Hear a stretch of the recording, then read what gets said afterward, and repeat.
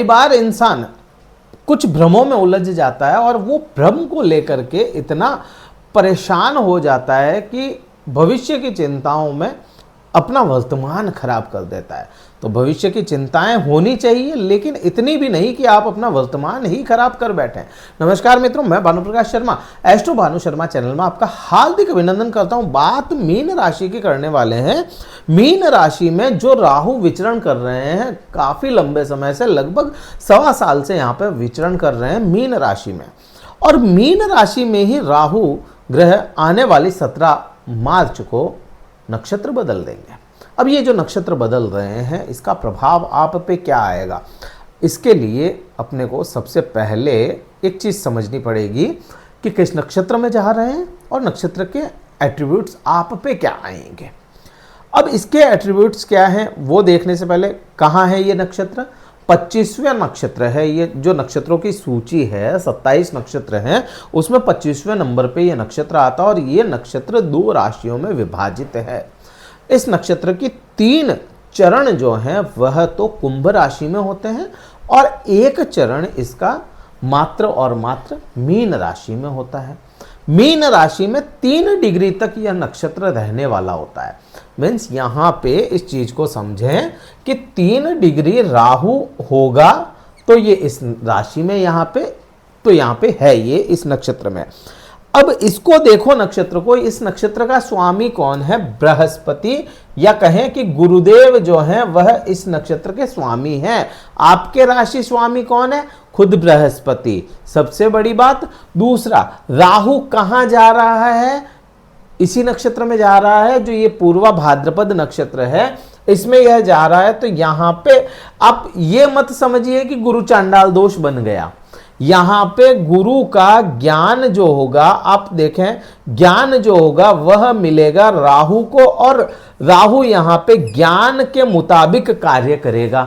जिन लोगों के जीवन में भ्रम की स्थितियां बनी हुई थी पिछले 1.25 साल से, क्योंकि ढैया तो आपको 2.5 साल से लगी हुई है, ये 7.5 जो है 2.5 साल से लगी हुई है। अब 2.5 साल से आप समझना इस चीज को, थोड़ा सा बैक आप सोचें तो आप लोगों को 7.5 का असर 7.5 लगने के 1 साल बाद में शुरू हुआ। 7.5 लगते ही इसका असर नहीं आया होगा, 1 साल बाद में आया। 1 साल बाद में कब? जब राहु ने ट्रांजिट करते हुए आपकी राशि को घेरा। पाइसिस में, इस राशि में, मीन राशि में जब राहु चला गया, तब यह आपके 7.5 पूर्ण रूप से आपको महसूस होने लगी होगी। तो यहां पे मैं कहूंगा भ्रम की स्थितियां या बहुत ज्यादा परेशानियां, बहुत ज्यादा मेंटल स्ट्रेस अगर बढ़ गया तो वह इस नक्षत्र में जाने के बाद में कम होता हुआ नजर आएगा आपको। और वो डेट कौन सी होगी? 17 तारीख। अब 17 तारीख से लेकर के 18 मई 2025 तक इसी राशि में रहेगा। नक्षत्र तो यही रहेगा, लेकिन राशि बदल लेगा। राहु का ट्रांजिट होगा, जब वो ट्रांजिट बड़ा होगा जिसमें राशि बदलेगा, वहां पे बड़ा कंफर्टेबल होगा राहु। अब ये बड़ा कंफर्टेबल क्यों है इस नक्षत्र में? क्योंकि इस नक्षत्र के जो देवता हैं वह अजयपाद नाम के देवता हैं। अजयपाद कौन है? अजयपाद जो है वह शिव जी का ही एक रुद्र रूप है और इसे अजयपाद भैरव कहा गया। जब भी भैरव की बात होगी, राहु को शांत करने के लिए हमेशा भैरव का सहारा लिया जाता है और राहु यहाँ पे कंफर्टेबल हो जाता है, शांत हो जाता है। तो राहु यहाँ पे बड़ा कंफर्टेबल होना है या हो जाएगा, क्योंकि यह अजयपाद भैरव जो महादेव का ही अवतार है, उसी के नक्षत्र का माना गया है। तो यहाँ पे ये भी चीज हो जाती है। अब यहाँ पे एक मैंने आपको कहा शुरुआत में, वीडियो के शुरुआत में, कि भ्रम में ना उलझना चाहिए अपने को। अब भ्रम क्या आ रहा है पूरे, आप देखोगे कि 29 मार्च को शनि देव का ट्रांजिट हो रहा है और शनि और राहु एक साथ मीन राशि में यहां पे होंगे। अब जो शनि देव और मीन राशि में जब ट्रांजिट होगा तो यहाँ पे कह रहे हैं कि भाई पंचग्रही योग बन रहा है। 30 तारीख को जो ग्रहण लग रहा है उसके हिसाब से 6 ग्रह एक साथ आ रहे हैं यहाँ पे, तो ऐसा हो जाएगा। महाभारत से कोई जोड़ रहा है, कोई कहीं से जोड़ रहा है। सीधी सी बात, अगर अपन देखें तो समय के साथ साथ जब ग्रह गोचर करते हैं तब तब यह पंचग्रही योग बनता है। या कहें कि भाई शनि और राहु एक साथ हो जाते हैं। अपने जीवन में ही, आपके जीवन में, मेरे जीवन में ही कई बार ऐसे योग बने कि जब शनि और राहु एक साथ हो गए तो क्या हमेशा दुनिया खराब हो गई या बर्बाद हो गई या ऐसा कुछ हो गया? हाँ, इसका असर आएगा, ठीक है, असर जरूर आएगा, लेकिन ये भी नहीं है कि बिल्कुल ही खत्म हो जाएगी दुनिया। अभी नहीं होना ऐसा कुछ भी, अभी ऐसा कुछ भी नहीं लगता अपने को। दूसरा यहाँ पे अब इसी भ्रम को मैं तोड़ रहा हूं, वो समझो। आप देखो कोई भी ग्रह 3 डिग्री से अप होगा, 3 डिग्री से अप मतलब 5-6 डिग्री जाएगा तब तो वो प्रभाव लाना शुरू करता है। कोई भी ग्रह जब भी आप देखोगे, जब भी वो 27-28 डिग्री 27-28 डिग्री के आसपास होगा तो प्रभावहीन हो जाएगा। 27-28 से अप चला जाएगा, 29 चला गया, 29 से भी अप कोई भी कलाओं में आ गया, 30 चला गया, 30 चला गया, क्या है? खराब है, नक्षत्र मृत हो गया, या जो ग्रह मृत अवस्था में चला गया।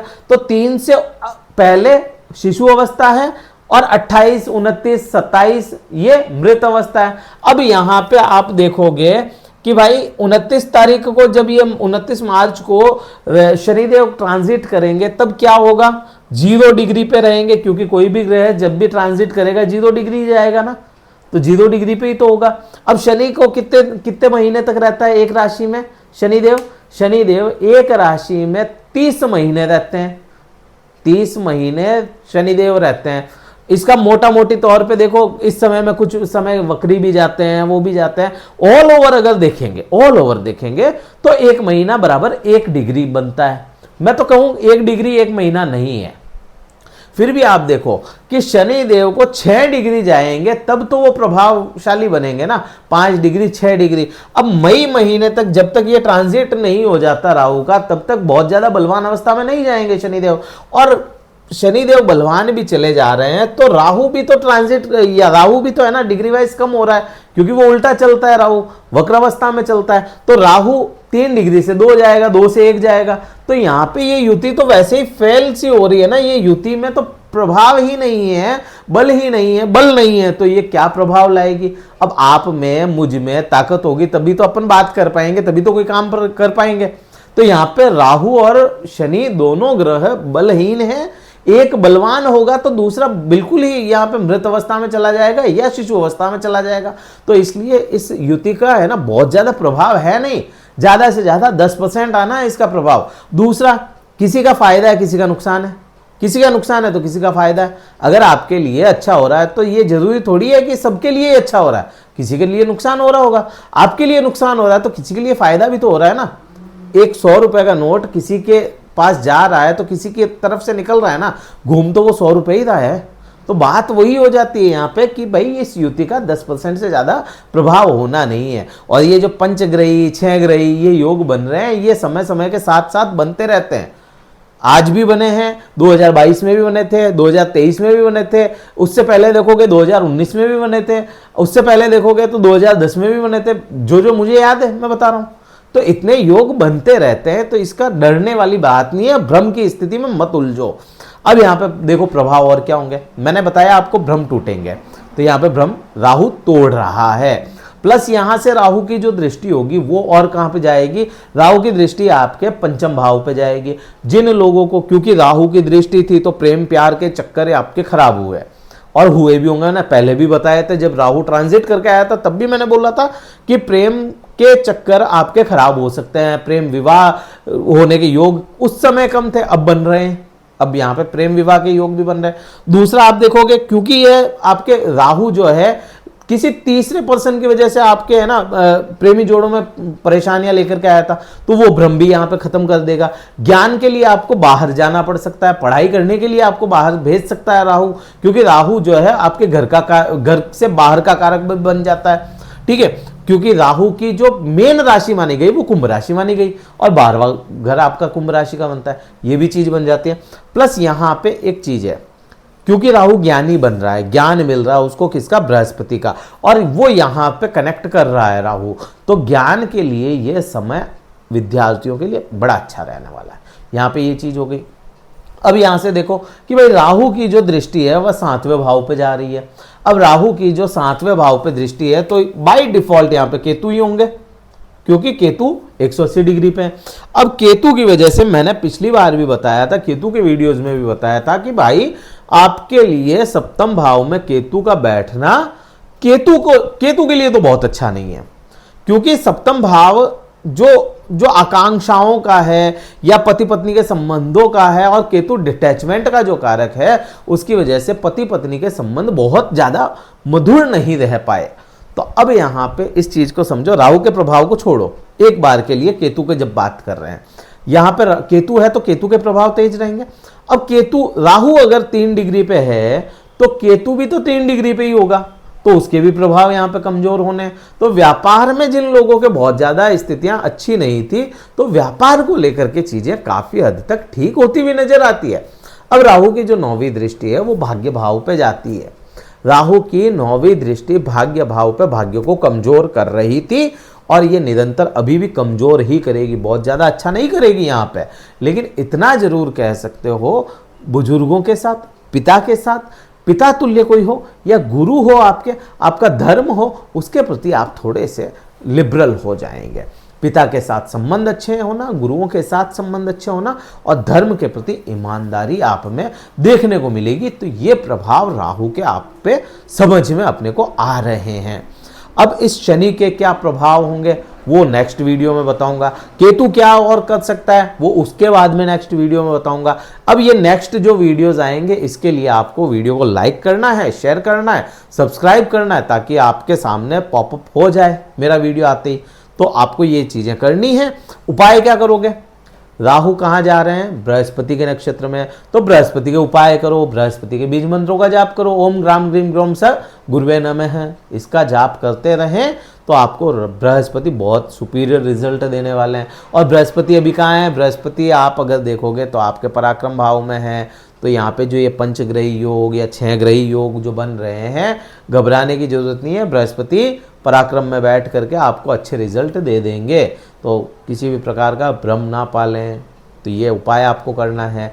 अगर कुंडली विश्लेषण करवाना चाहते हैं, भाई जानना चाहते हैं कि भाई कैसी रहने वाला है अपना समय आने वाला, तो डिस्क्रिप्शन में कार्यालय का नंबर है, व्हाट्सअप मैसेज द्वारा संपर्क कीजिए, अपना स्लॉट बुक करवा लीजिए। कॉल मत कीजिएगा डायरेक्ट, पहले अपना अपॉइंटमेंट बुक करवा लीजिए, फिर मुझसे बात कर सकते हैं। इसमें कोई दिक्कत नहीं है, आपकी कुंडली पे बात करेंगे। इस वीडियो में तो इतना ही था। जय हिंद, वंदे मातरम, भारत माता की जय।